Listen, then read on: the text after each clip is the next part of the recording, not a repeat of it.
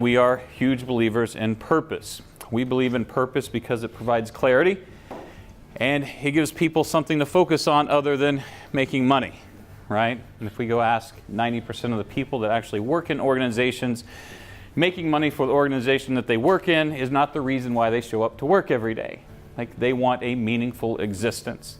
Meaningful organizations have a meaningful purpose and they deliver meaningful recognition, because it's not topical recognition that retains talent or motivates people to develop. It's meaningful recognition delivered by meaningful organizations with meaningful purpose. The data always showed that elevating people, lifting the human spirit, like letting people get connected to the purpose, like always produce positive outcomes. And so today what we're going to do is kind of do a little bit of that analytics and research feedback, right? So we do this work inside organizations. We collect data on engagement, culture, their practices, operations, right? And we feed that back and say, let's make sure our practices are helping that happen. So what we're going to do today is feed back some data to you guys that we've collected around recognition and what works and what doesn't work. Recognition as a people practice, how it anchors to purpose to drive engagement, right? That's really what we're after, because after we get the engagement, we get team member loyalty, we get customer loyalty, we get repeat purchase behaviors from customers, we get revenue growth, right? And so when we talk about performance, it's not just about the revenue.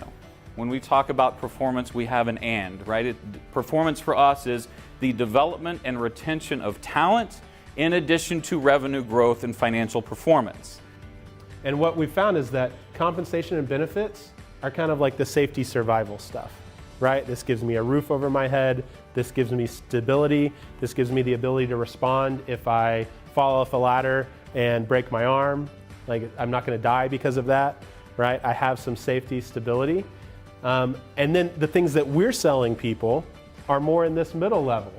Esteem, love and belonging, right? Recognition should be focused on those things. And I think, to go back to what Chris said, is, does anyone stay in a job to get recognized one time a year?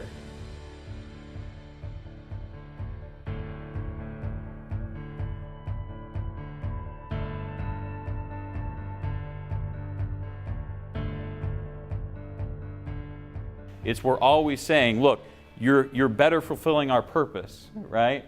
Look at what you're doing. You're getting better at what you do, right? You're a better leader, you're a better producer, whatever that job role might be.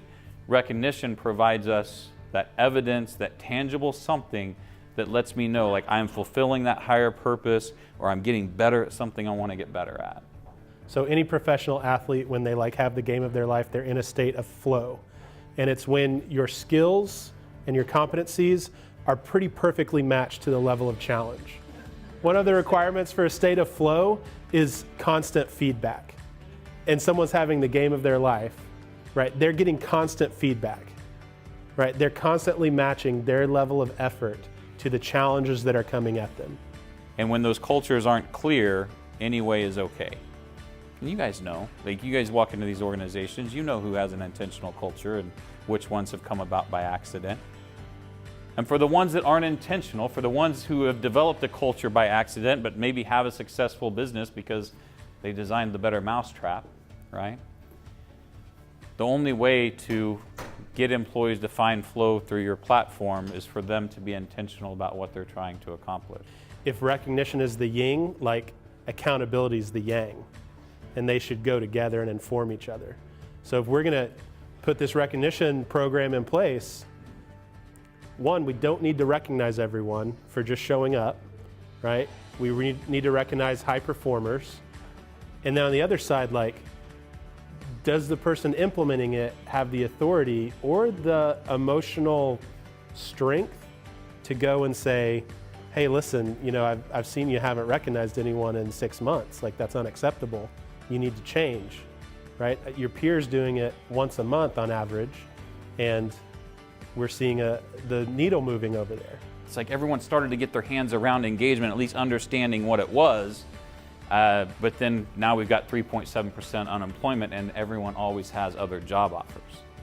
right? So now the idea is to, if we were to go into a company and say, what percentage of the employees are actively looking versus committed to that organization, right? And I think the numbers, depending on the quality of the organization, will vary, but that's a pretty good indicator.